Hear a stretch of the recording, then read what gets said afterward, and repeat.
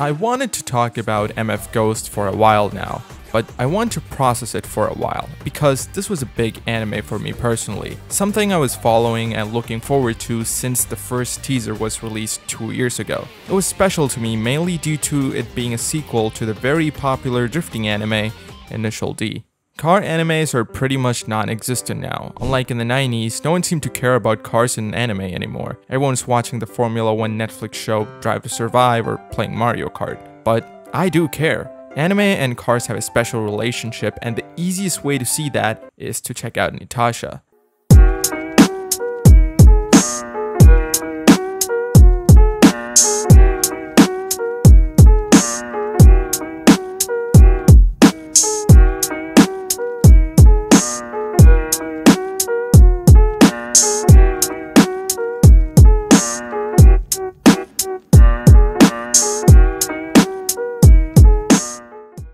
If you don't know what Nitasha is, it's a car wrapped with anime characters. The word Itasha itself isn't really anything to be proud of because it literally means a gooner car, or more accurately, a cringe car. But you can't deny the special bond between them. But that bond isn't so strong these days like it was in the 90s, and that's thanks to one single manga.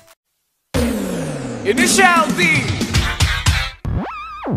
Initial D, the most popular car media to come out after the Cars movie. Oh wait, the cultural significance of Initial D is undeniable. The reason drifting became so popular in fiction and car culture is thanks to Initial D.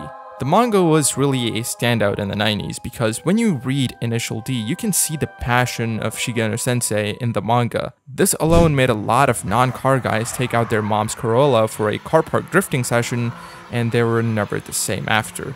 Initial D was not just popular in Japan, it showed people all over the world how cool Japanese cars are, and it pretty much worked as a free commercial for them.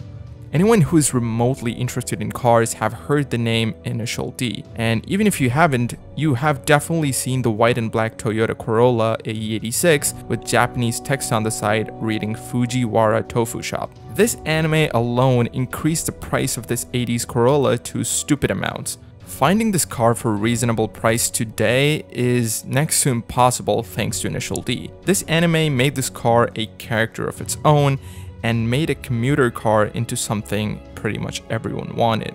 When talking about Initial D, it's impossible not to talk about Keiichi Tsuchiya, aka the Drift King.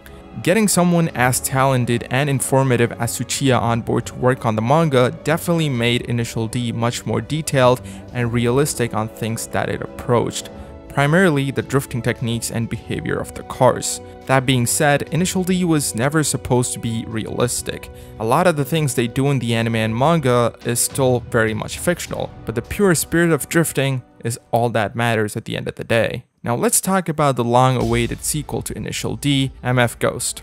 MF Ghost was very intriguing to me because it looked like everything an Initial D fan would be looking for. Cool cars, epic music, and good representation of racing and drifting, and of course, recurring characters. I knew some details about this when it was going on, but I never read the MF Ghost manga because by the time I found out, they already announced the anime. This anime had big shoes to fill, and I understand your only other competition being your extremely popular and acclaimed prequel is extremely unfair, but long story short, MF Ghost is a big mixed bag for me.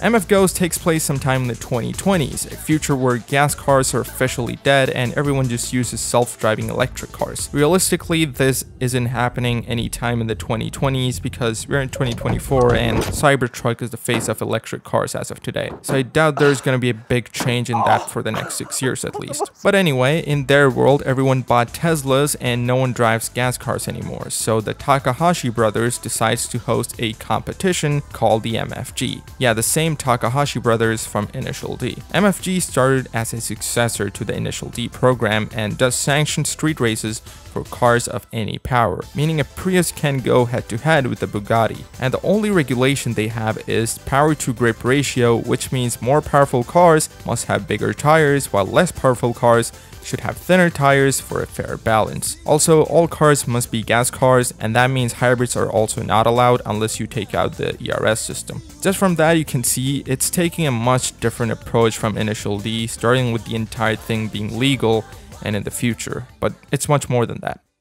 The main character, Katagiri Kanata, or Katagiri Rivington, is a half-Japanese, half-British guy who has come to Japan to find his dad who abandoned him and his mother. A lot of things to unpack, but the character itself isn't as interesting as the backstory, sadly. Kanata is like Takumi from Initial D, but worse. He has no personality, he's extremely overpowered, and a chick magnet. I would be okay with the other two if he didn't have the personality of a bread, but he's the most vanilla, boring-ass character you can think of, really. Katagiri came to Japan and moves in with his family friends to find his dad, and his idea was to change his surname to his dad's, which is Kanata, and race cars until his dad somehow notices him. And to do that, he joins MFG. Kanata is a stupid guy, really. He was an F4 regional champion before he decided to just fuck his career up and go to find his dad who abandoned him and his mother one day. Like, bro didn't want to do F3 or F2 but moved to Japan and drive in MFG to find his dad. No words. Ren Saionji is the female lead of the show and daughter of the family that Kanata is living with. In the first episode, she says she doesn't believe in love at first sight, and by the second episode, she's barking for Kanata. Ren as a character is thankfully a bit more complex than Kanata and feels like an actual human being. She helps Kanata be comfortable and also helps in his quest to find his dad. But the problem I have with her character is how they're sexualizing her for absolutely no reason. Ren works part-time as a MF Angel, and she's only 17, mind you, and the job of an MF Angel is to literally be sexualized, which I find really creepy and very weird. There are more instances of extremely creepy behavior from people in this anime, which I will be talking about. Ogata is actually one of my favorite characters in this show, and he doesn't even do a lot to achieve that. Ogata is a mechanic and the owner of the car that Kanata drives, the red GT86. He's a very nice and chill guy who manages the back end of what Kanata does. Ogata has an old relationship with the Saionji family, the family that took Kanata in. He's a very expressive character and always surprised whenever Kanata races. He's also very considerate and intended to only take 20% of Kanata's prize money, saying that risk Kanata taking was too high, but Kanata insisted and he signed a contract with him to take equal share. This is a show with a lot of characters, and some of the other ones that are worth talking about are Aiba Shun, who's a seasonal MFG racer who drives a Nissan GTR. He's pretty fast and a nice dude overall, and he's also a good friend of Ogata. The others are Takahashi brothers. Both the Takahashi brothers, Ryosuke and Keisuke, aren't really explained in MFG apart from the fact they host a competition. Ryosuke works as a filthy rich doctor, so unless you have watched Initial D, they aren't really explained here. Both the parents of Ren, the Saionji family, are also good people who let Kanata stay with them and help with anything that he needs.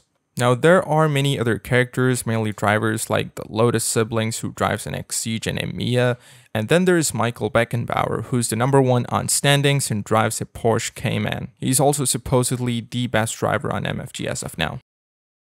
And then there is Koki Sabatori. Sabatori is a creepy-ass character, and his entire personality is that he loves only 17-year-olds. Yeah, this entire thing is that he's a pedophile. He drives an Alpine A110 and he's fast, but I got no idea why there's a character like this in the show, because it does absolutely nothing for the plot in any way. Just plain creepy, that's it.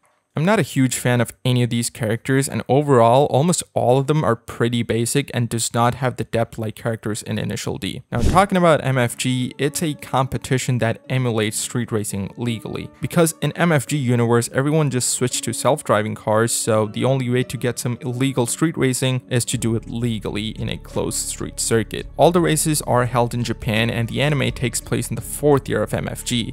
It was started as a next step of Initial D, another program started by Ryosuke himself. The rules for MFG are also pretty simple. The first part is qualifying. It takes place in a time attack format which takes over 7 days, and to ensure fairness of driving conditions, the qualifying only takes place on dry conditions on sunny days. All the competitors are aiming for a top 30 finish, and the top 15 can participate in the finals. These 15 finalists are also known as the Divine 15. The finals takes place in a race format where the top 15 race each other, and the race takes place under any weather conditions. If you watch Formula 1, it's like only the Q2 grid gets to race while the others are paid in exposure. So do I like this anime? I have a love-hate relationship with this anime personally, and let me tell you why. The reason I think this anime is good is that it's fun to watch. Racing is always fun to watch and there is no difference there, but it's no Initial D, mind you. MFG does general racing and hype aspect pretty well, and also thanks to the banger music, which is half the reason I recommend people to watch Initial D, is also done right here. It's not Eurobeat, but it's good in its own way, which also includes some Eurobeat here and there. But when MFG stops racing, it's one of the most uninteresting pieces of shit out there. Now I know I'm comparing this to Initial D quite a lot, but the reason for that is because racing genre really does not have a lot of competition, and I know living up to Initial D is hard, but MF Ghost just does not do it. Whenever they stop racing in this anime, which unlike Initial D where they do quite a lot of setting up, this is pretty fucking boring because the premise is nonsensical and feels like they made up something for no reason. Now I understand animes can focus on something that they're trying to accomplish and completely ignore other parts of it, but all I'm saying is that it doesn't hold a candle to Initial D, which did both pretty well. Before we wrap this up, some people might have a question about Takumi Fujiwara. Is he in the anime? Considering this is a direct sequel to Initial D, he should be here, right? Well, he is, but not in a way you would think.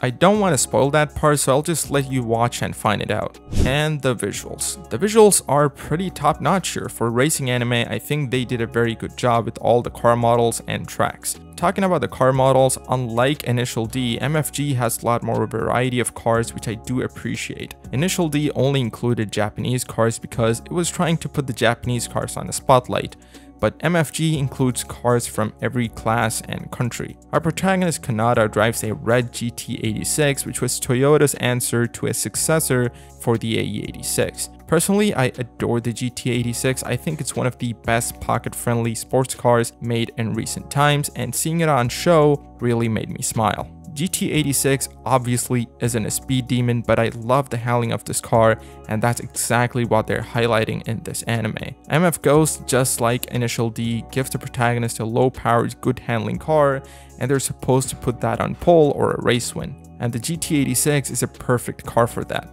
So is MF Ghost a good anime? I'd say the racing is pretty good, but if you're looking for anything more than that, no, it's not. Personally, for me, I do like racing, and even with all the BS going on, I still kinda enjoyed it, but it might not be for everyone. Also, I'm pretty disappointed in the fact that Initial D felt like a more progressive anime when you look at it today compared to MFG, which takes place in the future. Anyway, that's about it. Thanks for watching. Like this video if you liked it. Subscribe to the channel if you like my content. Comment the color of your underwear. And one more thing, if you made it till here, make sure to follow me on Twitter.